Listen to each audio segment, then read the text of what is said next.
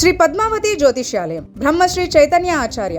వివాహ, గృహప్రవేశ, సకల నక్షత్ర నవగ్రహ శాంతి కార్యక్రమాలు, చండీ, వారాహి, రాజశ్యామల హోమాలు చేయబడును. జాతకములు చక్రం వేసి చెప్పబడును. హస్త సాముద్రికం కూడా చూడబడును. టైమింగ్స్ ఉదయం 8 నుండి 12 గంటల వరకు మరియు సాయంత్రం 6 నుండి 8 గంటల వరకు. ముందుగా ఫోన్ చేసి గురువుగారి అపాయింట్మెంట్ తీసుకోవలను. మా సెల్ నంబర్ 9493338232. బన్నీ టీవీ ప్రేక్షకులకు నమస్కారం. ఈరోజు మనతో శ్రీ చైతన్య ఆచార్య గురువు గారు మనతో ఉన్నారు. గురువుగారిని అడిగి కొన్ని ధర్మ సందేహాలు మనం తెలుసుకుందాం. నమస్కారం గురువుగారు. ముందుగా భరణి టీవీ ప్రేక్షకులకి అందరికీ శుభాశీస్సులు. అసలు మొట్టమొదటి నుంచి మాట్లాడుకుంటే అసలు ఈ యొక్క నవగ్రహాల్లో ప్రప్రథమైనటువంటిది సూర్య భగవానుడు, సూర్యుడు. ఈయన్ని సూర్యుడు అంటే ఆదిత్యం భాస్కరాదిత్యేజన్ శాస్త్ర ప్రమాణం. అంటే సూర్య భగవానుడు ఆరోగ్య ప్రదాత అనమాట.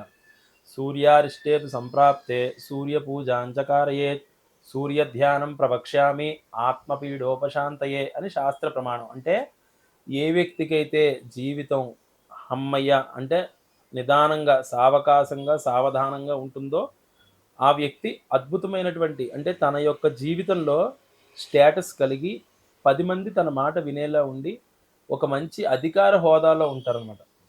అదేవిధంగా సూర్యభగవానుడు ఏ వ్యక్తి జీవితంలో అయితే సింహరాశిలో ఉంటారో, సింహరాశి అనేది ఆయన యొక్క స్వక్షేత్రం అంటే సొంత ఇల్లు అని చెప్పవచ్చు.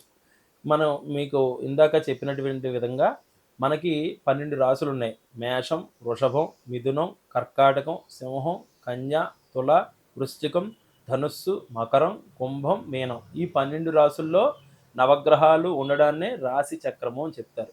ప్రతి వ్యక్తి జీవితంలో కూడా ఇదే విధంగా ఉంటుంది. ప్యాటర్న్ ఎవరికీ మారదు.